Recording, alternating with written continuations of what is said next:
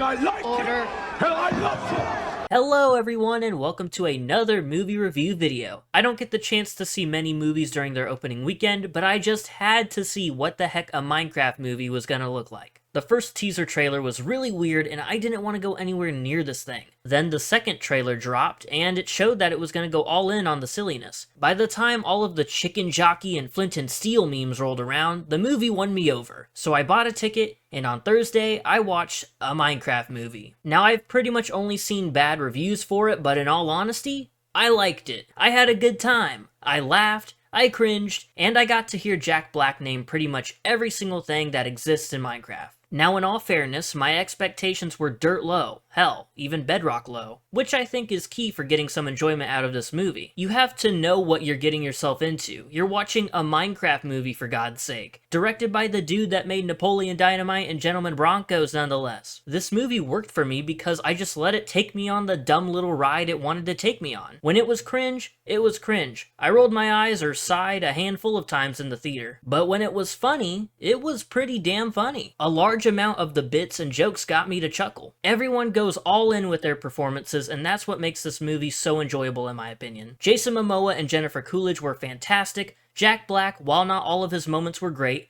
he was putting everything he had into Steve. He sings like 3 or 4 times, and I don't know if that was completely necessary, but whatever. And although the visuals are a tad on the ugly side, it was really neat seeing all of the things from the game on the big screen. It goes without saying, but if you actually enjoy Minecraft and have played it a good bit, you'll get more out of the movie. I didn't take any notes while watching this, so bear with me if I get a few details wrong, and since there's not that much footage out on the internet other than the teaser trailer stuff, enjoy this Minecraft gameplay. But I'm not going to waste any more time. Let's mine a bit deeper into a Minecraft movie. So we start off with Steve being a doorknob salesman. As a child, he yearned for the mines, and now that he's an adult, he returns. He goes mining and finds 2 shiny thingies, as he puts it. He puts them together and it creates a portal to the overworld. He builds and he builds and he builds, but in the Nether, an evil piglin witch named Malgosha hates creativity and wants to use the Orb of Dominance to bring darkness to the overworld. So while Steve is trapped in the Nether, he sends his dog Dennis back to the real world to hide the orb. Now sometime into the future is where we meet our other characters. Natalie and her younger brother Henry moved to Chugless, Idaho because it was their mother's dying wish. Then there's Dawn, who is their realtor, I believe, but she also has another side hustle, a mobile zoo featuring an alpaca. And finally there's Garrett the Garbage Man Garrison. Gamer of the Year 1989. Whatever. I barely think about it. He owns his own game store, but it's dead as hell. He ends up going to one of those storage unit auctions and he ends up with Steve's stuff. All of his teal unisex sweaters, and 2 shiny thingies. Which, by the way, the blue shiny thingy is the Orb of Dominance. It's a little funny bit that the movie has that the orb is actually a cube. Anyways, it's Henry's first day of school, and he stops by Garrett's store and they chat for a little bit. Garrett's gonna start a mentorship program for how to win at life, and he hands Henry a flyer. At school, Henry gets picked on because he's creative. He has a bunch of little trinkets, and he has a good imagination. He even ends up building a jetpack at school, but some bullies clip a wire, so it malfunctions, and it just so happens to fly off into a giant potato chip factory. The statue of their mascot tumbles into a lake. And the cherry on top of this whole ordeal is that his sister Natalie works at that potato chip factory. Principal Jennifer Coolidge says that Henry needs to call his guardian, so he pays Garrett 26 bucks to pretend to be his uncle and pick him up. Jennifer Coolidge, like I said, is really great in this. She overshares about her divorce and tells Garrett the Garbage Man Garrison that he can bag her up and leave her on the curb whenever he'd like, or something like that. I love her so much. At the game store, they mess around with the Orb of Dominance, and Henry combines the 2 shiny things, and it takes him and Garrett to the mineshaft. Natalie is worried because Henry is missing, so with the help of Dawn, they track him down and meet them at the mines. Once they're all together, it sucks them all through a portal, and they're now in the overworld. Garrett realizes it's sort of like a video game and thinks a sheep is like a quest giver and tries talking to it. Hola. That thing doesn't understand a word you're saying. We're talking.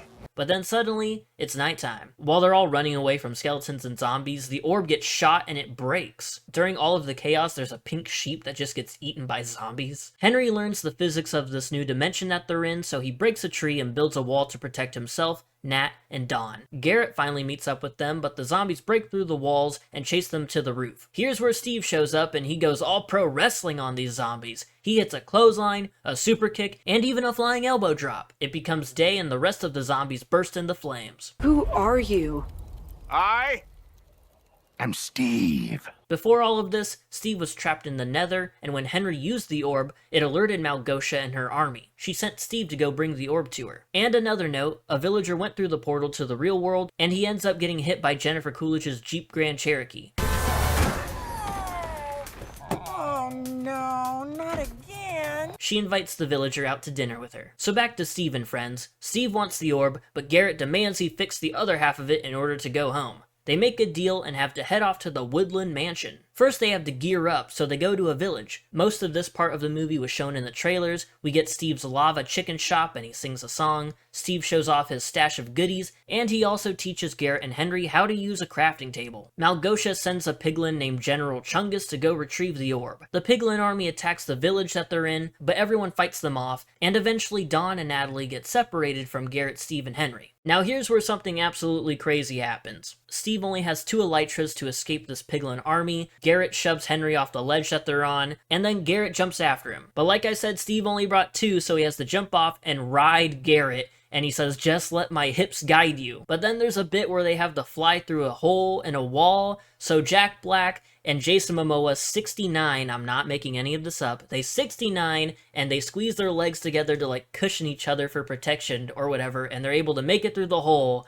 and I was so caught off guard by this whole scene. Now I'm pretty sure that Dawn and Natalie aren't really all that important up until we meet up with them later. They don't really do a lot between now and after the Woodland Mansion bit. So Garrett, Steve, and Henry head off to the Woodland Mansion, but Garrett tells Steve that he won't hand him the orb unless they go through a redstone mine and grab some diamonds because, Garrett's broke, so he's a little desperate for some treasure. They go to the cave and find all the diamonds, but they end up in Steve's creeper farm. They escape by getting into a minecart and zooming on out of there with some creeper explosions giving them the boost that they need. Also at some point, General Chungus goes back to the Nether and Malgosha's like, "Hey, you failed me." Malgosha introduces this big piglin beast thing with powers or whatever, and he kills General Chungus, turning him into a pork chop. We have big giant beast piglins and piglins named General Chungus, but then the next guy in charge is just a guy named Travis, so that was pretty funny. Henry, Steve, and Garrett approach the Woodland Mansion. Henry gets all sorts of pissed at Garrett because he's like, "You're the one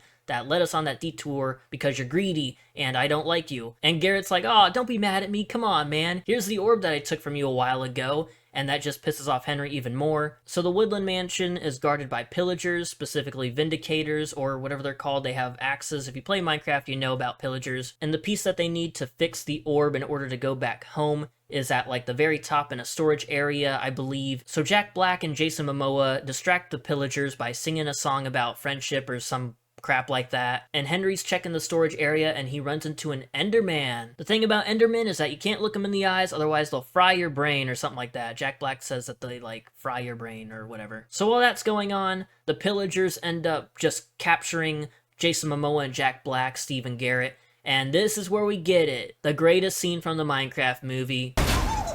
Chicken jockey! That's right, it's the chicken jockey versus Jason Momoa, and it beats his ass quite a bit until Steve breaks free and just does like a flying headbutt and like knocks the poor baby zombie out into the hallway and he starts crying. But back upstairs, we have Henry versus an Enderman. He gets into his mind and it's like Steve going like, "You suck, you're not creative, I hate you," and all these people like getting mad at him, but it's all in his head. So he takes a diamond sword that he found through other crates up there and he just goes swinging and swinging and swinging and ends up killing the Enderman, which okay. So Henry breaks through the floor and ends up falling face first onto like the concrete right in front of Steve and Garrett, but he has the piece to fix their portal back home. But then the Piglin army shows up again, more ghasts and all that stuff. They're on a bridge. So Jason Momoa throws Henry onto the ghast like ship that the Piglins ride on. It's almost like a blimp. Steve also makes the jump and joins Henry. And Jason Momoa, Garrett is like, "I don't know if I can make it." The bridge ends up getting blown up, and Garrett is in the explosion. So RIP Garrett, you saved the day, kind of. But Steve and Henry are on the ghast blimp, and it's crash landing into a tree, and boom, they smack the ground. Steve wakes up in a mushroom hut that Dawn and Natalie built. Hooray! Oh yeah, that's what they've been doing the whole time. They found Dennis. They used Dennis to track down Steve's scent, and that's how they found him. So yeah, Steve, Dawn, Natalie, and a knocked out Henry are in this mushroom hut, but Henry quickly comes to. I'm pretty sure during that whole bridge thing is when the orb got stolen. So Malgosha goes to the overworld and they build this giant thing that makes darkness overcome the overworld, and, you know, creatures are able to spawn now because it's all dark and all that stuff, you know, evil stuff. And this is where we get another golden moment where Steve comes up with a plan with the group. He says, first we mine, then we craft. Let's Minecraft! 1, 2, 3, Minecraft! And they have a whole little bit where they try to do a huddle up. It's fantastic, honestly. Like, when it's stupid, but like stupid fun. So it worked for me. I love me some good times. So we have a big Avengers MCU fight scene where they're all going to war. They even build like a super iron golem with like swiftness boots. So the giant iron golem takes on the big giant piglin guy. That's pretty cool. Dawn uses some TNT to blow up some mobs. Natalie is kicking some ass. Henry uses an ender pearl because he killed that enderman earlier to teleport himself all the way up to the top of this tower. He's trying to grab the orb,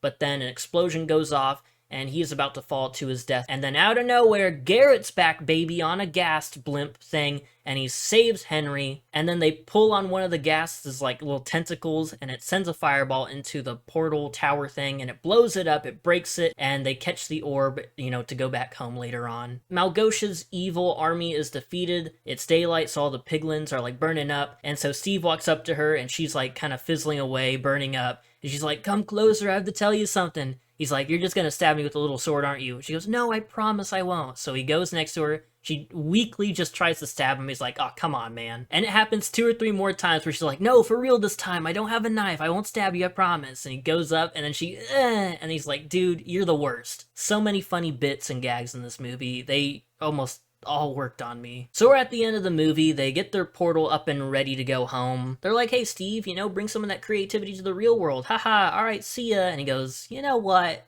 Yeah, why not? Dawn ends up keeping Dennis, and she has her own mobile zoo still up and running where everyone's like, oh, Dennis is a cool looking dog and all these other animals. Natalie teaches like a self-defense class with all these makeshift pickaxes and axes and armor and stuff like that. It's pretty neat. Garrett's gaming store is up and running, and they made their own game, which Henry is working on. It's like their own arcade game featuring everybody in the movie, like fighting evil monsters and stuff like that. Pretty much everybody lives happily ever after, and then of course we end with a song because you can't have a Jack Black kids movie without a song. But before it's over, we have 2 credit scenes. One early on during the credits, Jennifer Coolidge and her boyfriend Villager are together in her office, I believe. Jennifer Coolidge now speaks Villager, and the Villager speaks proper English. She has like a British accent and all that stuff. Her ex-husband comes in, and the Villager's like, ever since she hit me with their Jeep Grand Cherokee, I knew she was the one. Let's get married, and happily ever after. But then after all the credits are finished, here's the scene which most people probably guessed. Steve returns to his old house in the real world, but a woman lives there now with orange hair and a green shirt, and her name is Alex. And there you have it. That is a Minecraft movie. I recapped it as best as I could without taking notes. I think I did a pretty good job. This thing is just fresh in theaters. Go see it. Go support your cinemas and all that good stuff. It's a fun time. Go with some friends. Genuinely Avengers Endgame level like reactions I'm seeing on Twitter. It's the best. It's not a great movie. It's a little cringe. Everything is explained to you because I'm sure there's parents taking their kids to the theaters and they're not gonna know what the hell's going on. So Jack Black is our reliable, lovable guide, slamming everything in your face, being like, this is a crafting table, this is flint and steel, this is an Enderman, this is a creeper. But yeah, if you know what you're getting yourself into, a Minecraft movie, you can't expect pure cinema, even though it falls under the so bad it's good. In my opinion, there aren't a lot of movies that can do that, but this is so like weird and just it's just weird. It's a weird,